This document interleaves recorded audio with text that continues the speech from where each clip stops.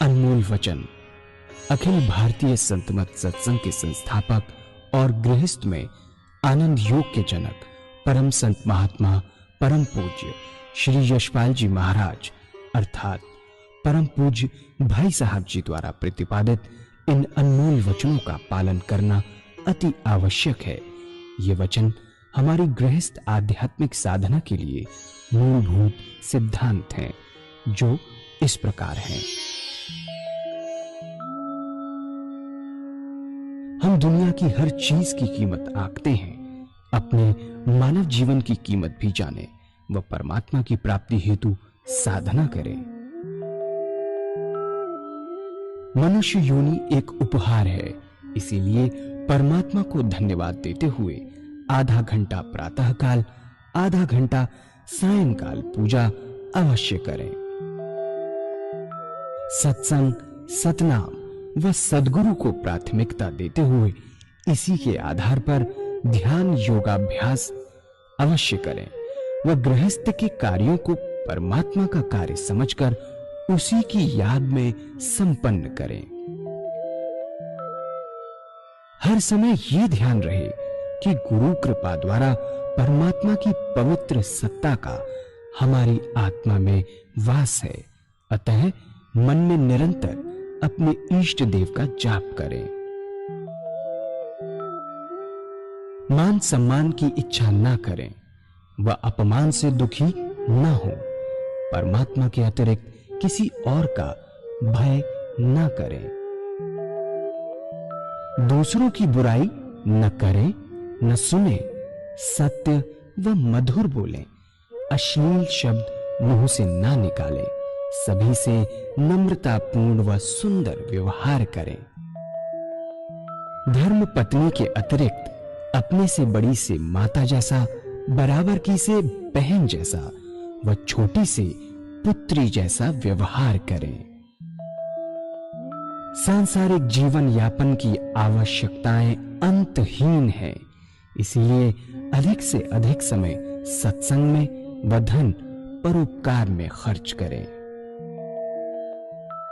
याद रखें, न स्त्री माया है, न धन दौलत, न ही परिवार। माया वह है जो हृदय को परमात्मा से दूर हटा दे। अतः निरंतर सत्संग और सद्गुरु की शरण में रहने का प्रयास करें। भोजन अपने इष्ट को अर्पण कर प्रसाद रूप में परमात्मा की याद में करें। रात्रि में सोने से पहले अच्छे बुरे कार्यों का आत्मनिरीक्षण कर उसका समुचित पश्चाताप करते हुए ध्यान करें व प्रभु की गहरी याद में ही विश्राम करें। परमात्मा तू ही है, तेरी इच्छा पूर्ण हो।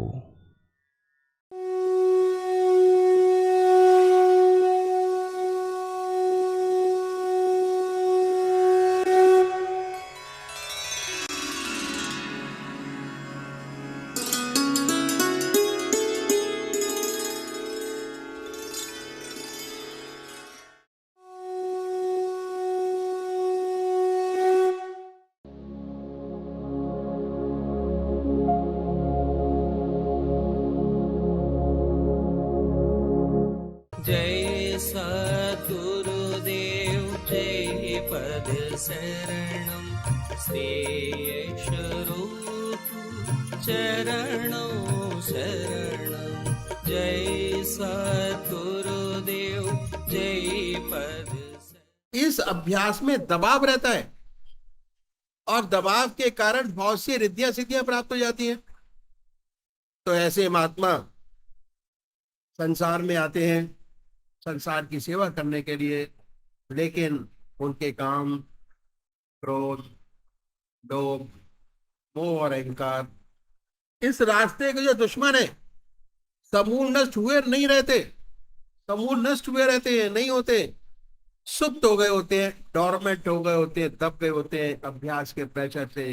अभ्यास का प्रेशर है, सारी चीजों पर दबाव है, मन पर दबाव है, इंद्रियों पर दबाव है और आत्मा पर दबाव है।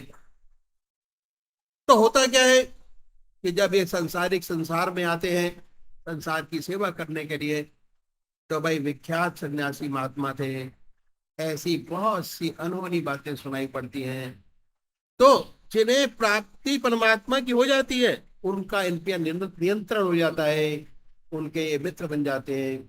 ऐसा कोई उच्च कोटि का घटना होता है, जो ऐसा होता है वह संसार का बड़ा कल्याण करता है, संसार को उससे बड़ा लाभ होता है। तो इस अभ्यास में दबाव शुरू से ही शामिल है। जैसे किसी स्प्रिंग को दबाकर रखें, जब तक दबा है, दाबे हैं, कस के पकड़े हैं, दबा है, हाथ से छूटा, कहीं पर भी मार कर सकता है, मुंह पर लग जाए, बिल्कुल यही दशा होती है। इस अभ्यास में दबाव है और हर दबाव की प्रतिक्रिया साथ साथ सामने आ जाती है। तो ये सारी बातें हैं, इन सबको सोच समझ कर संन्यास के रास्ते में कदम रखना चाहिए। और खासकर उन लोगों को जिन्होंने गृहस्थ आश्रम में प्रवेश कर लिया है,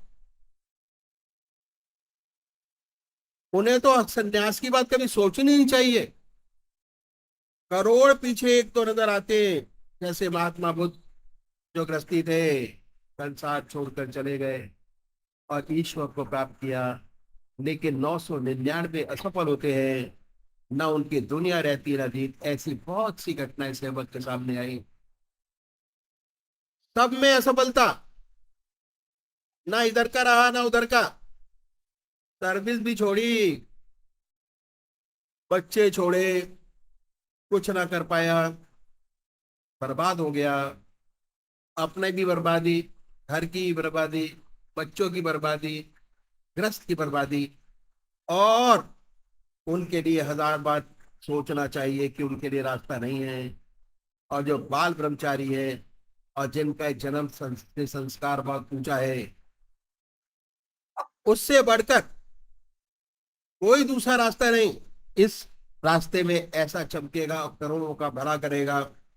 हमारी क्या धारणा हो गई है? हमारी धारणा ये हो गई है कि हमारे पास गृहस्थियों के कोई रास्ता नहीं, कोई भी। और बहुतों की ये धारणा है कि 55 से 58 साल तक तो अपना काम करें, उसके बाद रिटायर हो जाएंगे, तब भगवान का नाम लेंगे। ये बहुत बड़ी भूल है। 58 साल के बाद रिटायर हो जाने पर कुछ नहीं होता, फिर भगवान का नाम नहीं लिया जा सकता, नामुमकिन। क्योंकि आदतें इतनी मजबूत हो जाती हैं, जो 58 साल तक करते चले आ रहे हैं, आज छोड़ नहीं सकते उसको। शरीर भी जवाब देने लग जाता है, जो 58 साल तक किया उसकी आदत बन गई। कैसे छूटेगी वो आदत जिसको आप छोड़ना चाहते हैं? आप बैठ नहीं सकेंगे। ध्यान करने की बात तो अलग रही, तो ये भावना हमारे अंदर आ गई, ये बड़ी गलत है। और अधिकतर लोगों की ये भावना है कि 58 साल के बाद पूजा पाठ करेंगे, परमात्मा का नाम लेंगे। अभी से भगवान का नाम लेकर क्या करना? बहुत गलत है, बहुत गलत है। फिर नहीं होगा। जो कुछ बनेगा आज बनेगा और अभी बनेगा। बड़ा ऊंचा रास्ता। आपने राजा जनक का नाम सुना होगा। कितना बड़ा महात्मा, कितना बड़ा ब्रह्मज्ञानी हुआ कि उसके जमाने के महर्षि अपने शिष्यों को उनके पास भेजते थे परीक्षा के लिए, कि अगर राजा जनक कह दे कि ब्रह्मज्ञानी है तो है, नहीं तो नहीं। वह राजा था, राज का कितना कारोबार उनके ऊपर था, कितनी जिम्मेदारियां थी। उन सब जिम्मेदारियों को भली भांति निभाते हुए इतना ऊंचा ब्रह्मज्ञानी। हमारे आपके पास तो जिम्मेदारियां बहुत कम है। जब एक राजा ब्रह्मज्ञानी हो सकता है, तो हम आप क्यों नहीं हो सकते? जरूर हो सकते हैं। तो रास्ता बहुत पुराना है जो मैं आपके सामने रखूंगा, इसे कहते हैं इति मार्ग। इस रास्ते में हम अपने जीवन में एक चीज बढ़ाते हैं, घटाते नहीं। अब वो क्या है? एक चीज अपनी जिंदगी में बढ़ाते हैं, एक चीज वो है परमात्मा का नाम, भगवान का नाम। और परमात्मा का नाम एक ऐसी बड़ी ज्योति है, अगर सच्चे तरीके से हृदय में जागृत हो जाए तो अंधेरे को अपने आप दूर करती चली जाती है। जहाँ प्रकाश है, जहाँ पॉजिटिव वाइब्रेशंस है, नेगेटिव वाइब्रेशंस पैदा ही नहीं हो सकती। लाइट आई, अंधेरा गया। वाल्मीकि महर्षि उल्टा नाम जपते जपते महर्षि हो गए, और इतने बड़े महर्षि हुए कि उन्होंने रामायण पहले लिख दी, घटना बाद में घटी। लिख दिया ऐसा ऐसा होगा और वैसा वैसा हुआ। और क्या उनका जीवन था। और जब परिवर्तन आया उनके जीवन में, तो उल्टा नाम जपते जपते, भगवान का नाम उल्टा लेते लेते इतने ऊंचे महर्षि हुए कि रामायण पहले लिख दी, घटना बाद में घटी। लिख दिया ऐसा ऐसा होगा और वैसा ही वैसा हुआ। तो ये ऐसा प्रकाश है, अगर सच्चे तरीके से हृदय में जागृत हो जाए तो अंधेरे को अपने आप दूर करता चला जाता है। तो छोड़ना कुछ नहीं है। जो आज आपकी जिंदगी है उसमें एक चीज बढ़ाइए। इस रास्ते पे चलने वाले जो हमारे सदगुरु हुए, एक के पीछे एक, उन्होंने परमात्मा को पाने के लिए, जीवन मुक्त अवस्था प्राप्त करने के लिए अपनी जिंदगी में बड़े कष्ट उठाए। उनकी जिंदगी बड़ी कठोर में थी और बड़ी कठिनाइयों में रहते हुए उन्होंने न केवल इस विद्या को न केवल प्राप्त किया, बल्कि हमारे लिए कुछ गुर छोड़ गए। अपनी जिंदगी में जीवन मुक्त अवस्था प्राप्त की। जीवन मुक्त अवस्था प्राप्त करना हमारा लक्ष्य है। और चाहे हम सन्यासी हो, चाहे हम गृहस्थी हो, जीवन मुक्त अवस्था प्राप्त किए प्राणी में दो विशेष बात पैदा हो जाती है। पहली, निरंतर परमात्मा की याद। चलते फिरते, खाते पीते, सोते जागते, संसार का हर व्यवहार करते ईश्वर की याद बनी रहती है। और दूसरा जो उसके कर्म है वह निष्काम कर्म हो जाते हैं, अहम निकल जाता है। ये दो बातें हैं, उसे स्थित प्रज्ञ कहिए या जीवन मुक्त कहिए में पैदा हो जाती है। अब देखना यही है कि इसी दुनिया में रहते हुए, दुनिया के सारे काम संसार के करते हुए, कैसे 24 घंटे काम को ध्यान प्राप्त हो, कैसे उस परम पिता परमात्मा का ध्यान बने, कैसे हमें निष्काम कर्म करने की आदत पड़ जाए। इन संतों ने, जिन्होंने अपने जीवन काल में जीवन मुक्त अवस्था प्राप्त की, हमारे लिए रास्ता छोड़ गए। हम इन गुरुओं को अपनाएं तो हमारा रास्ता आसानी से तय हो जाए। हर व्यापारी अपने बच्चे के लिए कोई रास्ता छोड़ देता है जिससे उनके बच्चों को ज्यादा कष्ट नहीं उठाना पड़ता। एक डॉक्टर है, उसका लड़का डॉक्टर है, उसके लिए गुर छोड़ जाता है, उसको अपना क्लिनिक चलाने में दिक्कत नहीं होती। इसलिए इसी तरह हमारे सिलसिले के जो सदगुरु हुए, हमारे सिलसिले के जो संत महात्मा हुए, ये कुछ गुर छोड़ गए कि कैसे इस रास्ते को आसानी से तय करें, कैसे आसानी से 24 घंटे का ध्यान प्राप्त हो, कैसे सच्ची निष्काम कर्मता प्राप्त हो। मैं इन गुरुओं को आपके सामने रखूंगा। अगर ये बात आपको अच्छी लगे, आप भी अपनाएं। अगर अपनाएंगे तो विशेष लाभ आपको मालूम होगा। इन सदगुरुओं ने इस सारे साधन को 3 भागों में बांटा और दिन के 24 घंटों को भी 8-8 घंटे के हिसाब से बांटा। साधन का पहला स्टेप पूरा कर लेने से आपके 8 घंटे आपके अपने हो जाएंगे। साधन का दूसरा स्टेप पूरा कर लेने से 16 घंटे आपके अपने हो जाएंगे 24 में से। और तीसरा स्टेप पूरा कर लेने से निरंतर 24 घंटे परमात्मा की याद बनी रहेगी और सच्ची निष्काम कर्मता आपको प्राप्त होगी। अभी मैं आपके सामने साधन की पहली सीढ़ी रखता हूं जिसमें 8 घंटे आपके अपने हो जाएंगे। पहली बात इन संतों ने बताई कि परमात्मा ने बड़ी असीम दया कृपा कर हमको मनुष्य योनि प्रदान की है। ये उसकी देन है, परमात्मा की। और हमारे संस्कार है सारे के सारे। मनुष्य योनि एक ऐसी योनि है जिसमें परमात्मा ने हमें विवेक बुद्धि दी है, कर्म करने की स्वाधीनता दी है, बाकी 84 लाख योनियां भोग योनियां हैं। बड़ी दया कृपा कर कर हमको ईश्वर ने मौका दिया और इस अवसर का हमें पूरा पूरा लाभ उठाना चाहिए। कहा है, बड़े भाग्य मानुष तन पावा, सुर दुर्लभ संतन गावा, साधन नाम मोक्ष कर द्वारा, पाए न जही परलोक सवारा। ऐसी मनुष्य योनि जो बड़े भाग से मिली है, जिसके लिए देवता भी तरसते हैं, क्योंकि ये मनुष्य योनि एक ऐसा साधन का क्षेत्र, मोक्ष का दरवाजा है। इसमें परमात्मा ने सबसे ज्यादा समय हमको दिया है मनुष्य जीवन को, और किसी योनि को इतना ज्यादा समय नहीं मिला। कर्म करने का अधिकार दिया है, विवेक बुद्धि दी है। हम चाहे प्रगतिशील हों तो उस परम पिता परमात्मा को प्राप्त कर सकते हैं। ये एक ऐसी योनि है जिसके लिए देवता भी तरसते हैं। तो ऐसा अवसर हमें ईश्वर ने दिया, इसका मैं पूरा पूरा लाभ उठाना चाहिए। जितने संत महात्मा हुए और जितने पंथ हुए, सबने इस मनुष्य योनि की पूरी पूरी प्रशंसा की है। कबीरदास जी ने कहा है कि कबीरा हर की भक्ति कर, तज विषया रस चौच, बार बार नहीं पाई ये मानव जन्म की मौज। क्या कहा? कबीरा हर की भक्ति कर, तज विषया रस चौच, बार बार नहीं पाई ये मानव जन्म की मौज। इस सेवक के गुरुदेव कहा करते थे कि विषय वासना के आनंदी, मिथ्या जन्म बिगार, मानव जन्म गरीब न फिर कर ले हरि सो प्यार। ऐसा सुंदर अवसर हमें परमात्मा ने दिया।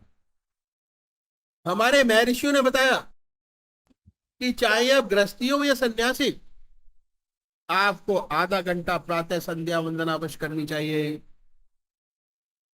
आधा घंटा सायंकाल। ये 2 समय निश्चित कर दिए कि संध्या वंदना अवश्य करनी चाहिए। हमारे देश में 99% लोग परमात्मा को मानते हैं, क्योंकि हमारा देश आध्यात्मिक देश है। और अपने किसी ना किसी ढंग से परमात्मा की पूजा करते हैं। बहुत लोग तो आधा घंटे से ज्यादा भी करते हैं। लेकिन यदि हम उनसे पूछें कि आपको इस पूजा का क्या लाभ, तो 4 बात बताने के वे खामोश हो जाते हैं।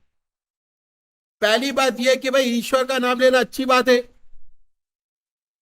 हमने घर में मंदिर रखा हुआ है, घर में मंदिर है, हमारे दादाजी पूजा करते थे, हम करते हैं, हमारे पिताजी करते हैं, हमारे बच्चे करते हैं। अच्छा है, और इससे ज्यादा क्या चाहते हैं? गॉड फियरिंग है। अगर हम पूछे इससे कोई आपको आंतरिक लाभ हुआ, तो ऐसे बहुत कम लोग होंगे जो कहेंगे हुआ। इन संतों ने का एक ऐसा तरीका आपके सामने रखते हैं, यदि इस तरीके से पूजा करेंगे तो आपका विशेष लाभ होगा। वो क्या है? और ऐसा तरीका बताया जिसे हर कोई आप अपना सके, किसी भी मजहब का मानने वाला हो, किसी को भी मानता हो, किसी भी धर्म का अनुयायी हो, अपने धर्म के मत पर चलते हुए कर सके, ऐसी बात बताई। और वह तरीका मैं आपको बताता हूं। संसार में हर मजहब में 2 प्रकार के व्यक्ति हैं, एक साकार और एक निराकार, और बहुत पुराने जमाने से चले आ रहे हैं। इनमें आपस में झगड़े भी होते हैं, वाद विवाद भी होते हैं, लेकिन ये सब होते हुए आज तक दोनों कायम है। बात ऐसी है कि मनुष्य का स्वभाव ऐसा ही है, किसी को चेहरे से प्यार होता है, किसी को मूर्ति से प्यार होता है, किसी को मूर्त से प्यार होता है, किसी को शक्ल से प्यार होता है, किसी को शक्ल से प्यार नहीं होता। जिन्हें शक्ल से प्यार होता है वे साकार पुजारी, जिन्हें शक्ल से प्यार नहीं होता वे निराकार। इन संतों ने दोनों के लिए रास्ता बताया। जो साकार पुजारी हैं, उनका प्रथम कार्य एक इष्ट का निश्चित करना। एक इष्ट, परमात्मा का एक स्वरूप, परमात्मा का एक नाम। और किसी गुरु के पास जाने की जरूरत नहीं है उसके लिए कि आप बताइए कि मेरा इष्ट कौन होगा, या मैं नामदान कौन सा नाम लूं। कोई जरूरत नहीं है। आपकी आत्मा, अपनी आत्मा से पूछिए कि भगवान की कौन सी मूर्ति आपको सबसे ज्यादा प्यारी लगती है, मूर्त जिसमें भगवान की सबसे ऊंची भावना डाल सकते हो, उसको अपनाए, उसे अपना इष्ट माने, उसी की पूजा करें, उसी का ध्यान करें, उसी को याद करें, उसको बदले नहीं।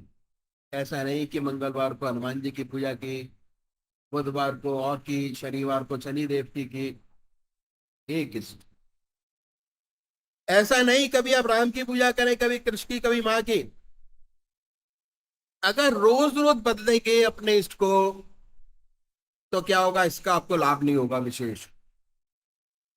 दरअसल में पूजा का जो मकसद है कि चित्त की एकाग्रता प्राप्त करना, कंसंट्रेशन ऑफ माइंड, और उससे ऊपर उठे तो मैं हल्के शब्द में कहूंगा कि चित्त की वृत्तियों का अनुरोध प्राप्त करना, थॉटलेसनेस स्टेज। जैसे ही पूजा में बैठे मन विचारों से खाली हो, और जब भी हो सकता है जब आपका एक इष्ट हो। पूजा कैसे करें, एक इष्ट हो और आपके पास समय हो, दोनों चीजों की जरूरत है। इष्ट एक, उसी के साथ समय भी हो। पूजा कैसे करें, कुशाया कंबल का असर हो, धूप बत्ती अगरबत्ती जलाएं, साफ सुथरी चादर बिछाएं, उसके बाद बड़े प्यार से बैठिए, रात्रि के वस्त्र बदल कर बैठे। अगर स्नान नहीं कर सकते कोई बात नहीं, बहुत सा समय ऐसा आता है कि स्नान नहीं कर पाते, कोई फर्क नहीं पड़ता। मुंह हाथ धोकर सुख आसन से बैठे और फिर कल्पना करें कि आपका इष्ट सह शरीर आपके सामने विद्यमान है, आपके सामने विद्यमान है।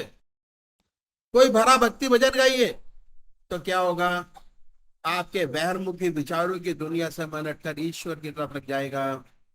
और इसके बाद जब ध्यान करेंगे तो ध्यान बनेगा।